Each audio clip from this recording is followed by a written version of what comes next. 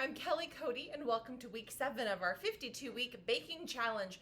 We are now officially in the second half of our block of cookies, and today we are going to be doing something in honor of Valentine's Day.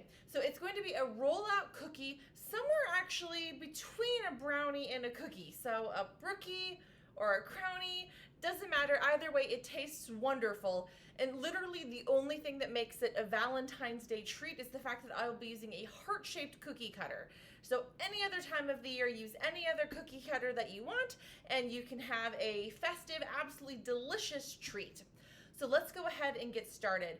The ingredients today, we're gonna start with our dry ingredients, and those are 3 cups of flour, 2/3 a cup of unsweetened cocoa powder, 3/4 a teaspoon of table salt, a 1/2 teaspoon of baking powder, 2 sticks of unsalted butter softened, 1 1/2 cups of sugar, 2 large eggs, 1 teaspoon of vanilla extract, and then any kind of decorations that you might want. So I'll be using some different kinds of chocolate and candy coatings as well as some sprinkles. But again, anything that you want to decorate these cookies is completely up to you and whoever you're baking with this week.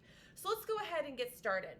Equipment-wise, we're just talking about a bowl. I'll be using my stand mixer as I do almost every week, a whisk, and a spatula. That's it. So the equipment's pretty easy. We're gonna start off by getting all of our dry ingredients into a bowl and whisk together. So I've got my flour, my cocoa powder, my salt, and my baking powder. And I'm just gonna whisk this all together until it's pretty well combined. And I would say that is well combined. So we're gonna now set this to the side. And now we're gonna go ahead and we're gonna cream together the butter and the sugar. So I've got 2 sticks of butter, which is also 16 tablespoons. And I'm just gonna put this into my stand mixer. And you can see that I have a paddle mixer in there with the spatula scraper on the bottom. And I really like that because I'm able to, I just find that it gets the best creaming method when it comes to butter and sugar. So all of my butter is in there. And here we go with 1 1/2 cups of sugar. Okay. And just keeping things clean as I go along. And so I'm gonna raise up my stand mixer. I'm gonna put it on about a level 3 right now. And just, again, creaming together the butter and the sugar until they've incorporated together. And then I'll add in the eggs just one at a time. So creaming together the butter and the sugar, as we've talked about before, one of the key ways to truly have a successful cookie is to make sure that your butter is at room temperature, and so are the eggs, which we're going to be adding in just a little bit. So let me take a look. And okay, the butter and the sugar are almost fully creamed, although there's a little bit along the top. So let me go ahead and stop my mixer, take my spatula, and I'm just going to scrape down the edges. And the reason I'm doing this is looking at it, it looks like it's still a little granular, right? So the sugar and the butter hasn't fully incorporated together yet, especially along those edges there. So I've gotten that scraped up. We're gonna put it back on a 3.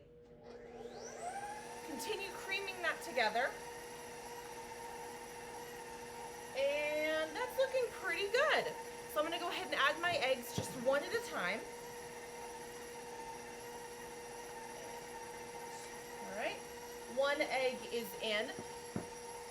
And we're gonna let that one fully mix in, fully incorporate before we add the second one. All right, looks good. And our second one is in. Now you're gonna find that this is really, really common, right? That when we're making cookies, we separate out our dry ingredients from our liquid ingredients.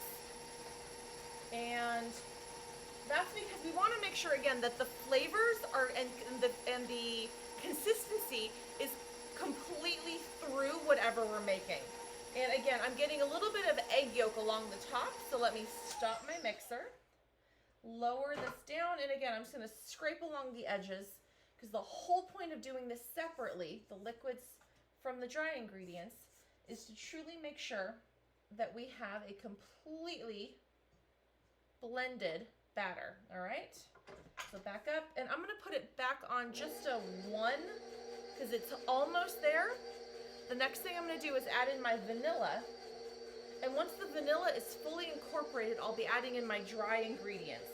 And those dry ingredients, if you haven't already learned it, you're going to soon. Make sure that your mixer is always on a low speed when you add in dry ingredients. If not, it'll basically explode up into your face as the batter gets around and round. Okay, so just taking my whisk out of my dry ingredients. The vanilla is fully incorporated. So now I'm going to bring in my dry ingredients, and I am just using my spatula to basically push the dry ingredients into the bowl. And until I get to the very end, and then it's just sort of tapping and sliding and a little bit of a motion going in there. Okay. All right. It looks good. I'm going to bump it up just one notch. Okay. And you definitely want to make sure that you don't overwork this dough, or what happens is that you end up with something more similar to a bread dough than you do a cookie consistency. Now, I ended up with some dry flour mixture on the top of my batter. All right, just scraping off my spatula here, making sure I get all the last bits of this. Okay. Now, for those of you who were with me last week when we made our Nutter Butters and we had to chill our dough, we're going to be doing the same thing again this week. And the reason is for the same thing, right? In order for us to be able to truly roll it out and be able to get cookie cutters out of it, we need to have a nice chilled dough.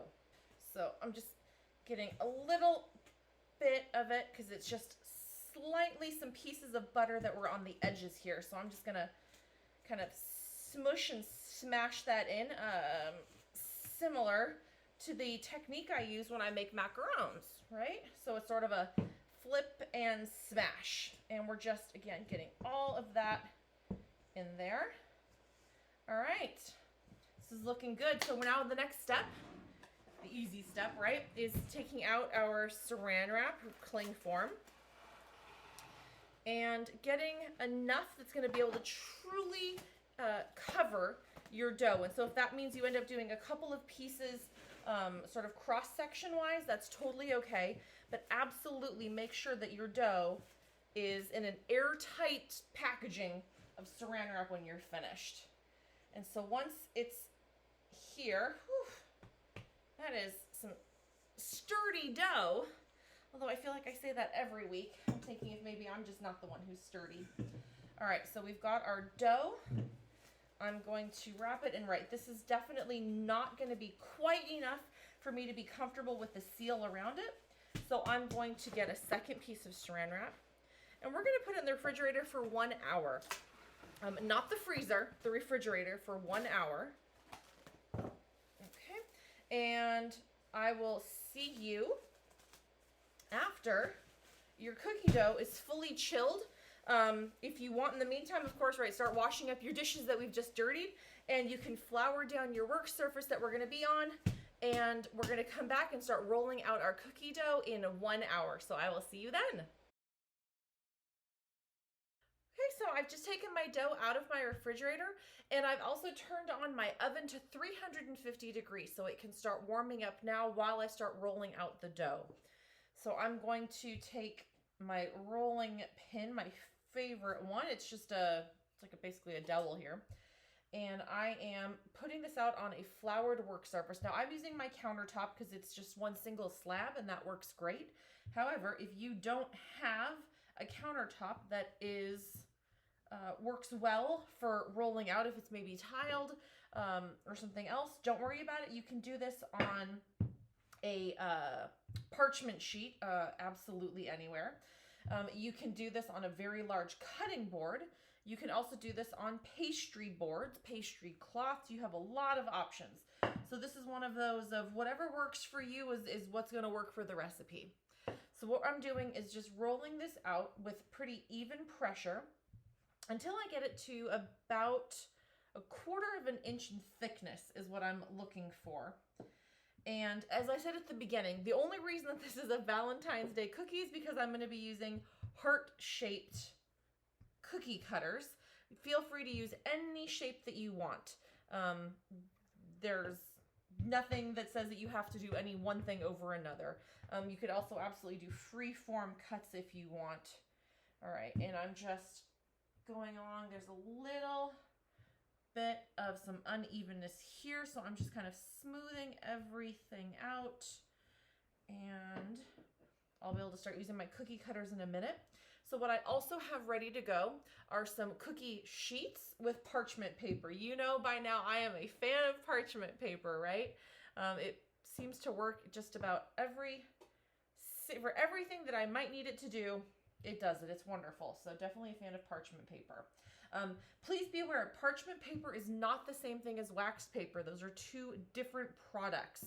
So don't use wax paper thinking that it's parchment. It's definitely not. All right, so I have a set of cookie cutters here that's just hearts. That's all they are. They're just heart to shapes. Now I'm going to start off with the big ones.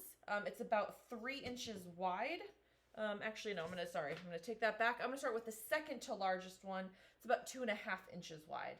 And I'm just going to come over here and I'm going to push down. And as we talked about, it was just last week, wasn't it, when we did the Nutter Butters and we cut those out into circles. Okay, so I am being as economical as possible when it comes to cutting these out.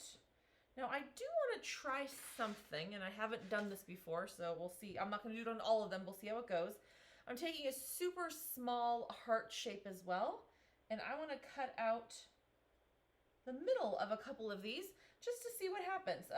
There's not a massive amount of butter in these cookies, so I'm not expecting it to flow or spread a lot on the cookie sheet.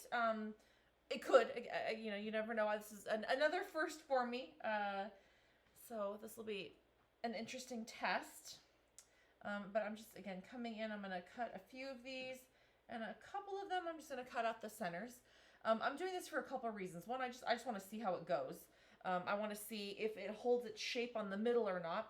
And then if it does hold its shape, I'm thinking about maybe doing some sort of raspberry jam or a strawberry jam, something that looks really nice and vibrant and red against the chocolatey flavor. And maybe doing a sandwich cookie, but like almost like a thumbprint cookie, you know, but where the jam would show through. So just trying out a few different things. We'll see how it goes. But the big thing on here at the end is that I'm going to be decorating it, like I said, with some chocolate. So I've got some white chocolate set out. I have some semi-sweet chocolate set out. And then I also have some red candy melts. So I can turn those in, and then maybe some sprinkles or something. We'll kind of see how it goes. But when it comes to decorating cookies, you can really have a lot of fun in that regard of just what you want to do and how you want to decorate them. So I'm going to go ahead and I'm going to finish cutting out this roll. I'm going to get all of my cookies in onto my parchment paper, and at 350 degrees, I'm going to bake it for 8 minutes. So I'll go ahead and see you after they're out of the oven, after I roll everything out, and then 8 minutes later. So I'll see you then. Bye. All right, welcome back. So we've taken the cookies out of the oven. I'll be honest, they did end up spreading a little bit more than I was expecting. So what I went ahead is I took the cookie cutter on them right when they were still out of the oven, nice and soft, and actually cut them down to give them more of that shape, because they looked sort of more like blobs than hearts. And so for me, what I was looking for, I very much wanted a heart-shaped cookie, or crownie is what I'm calling them, our cookie brownies. So I've let them go ahead and cool. They've cooled fully, and I now have 2 bags. I've got one of some red meltables, and I have one of white chocolate. Both are melted. If you haven't ever gotten to melt chocolate before, or any kind of other candy decorating, definitely take a look at my quick how-to videos, and you can see how to melt melt chocolate in less than a minute. But I'm going to use this to decorate the absolute easiest way, and I know how, which is just sticking and melting this melted chocolate into a Ziploc bag. I cut off a super tiny quarter, and then I'm just going to drizzle this over my cookies in some contrasting colors. So I'm going to start off with just the white chocolate and the red meltables, And I'm just going to back and forth, just kind of having fun with this. Now, you absolutely can take a fork instead, and you can drizzle almost like a paint splatter, like a Jackson Pollock type thing. I tend to make that a little bit messier than I would want. And you certainly know me by now, and you know that I like keeping things tidy whenever possible in the kitchen. And so I'm just drizzling, running my hand kind of back and forth. All right, and now I'm going to come in and do the exact same thing, but with my red meltables that I heated up the exact same way as I did the white chocolate. So I've just put those into a small bowl, and then I put that small bowl into a larger bowl of warm water that I just microwave. There we go. Anyway, so that's it. Pretty easy recipe, right? So I ended up with, again, chocolate brownie / cookie. I'm calling them a crownie. In the shape of hearts for Valentine's Day, but you can use any shape that you want. And then I just put some white chocolate and some red vanilla flavored meltables on top, but you can do whatever you want for decorating, if you even want to decorate. Either way, you are going to end up with an absolutely delicious treat for any holiday of your choosing. So happy baking, and I hope to see you next week for week 8 of our 52-week baking challenge. See you then, and happy baking.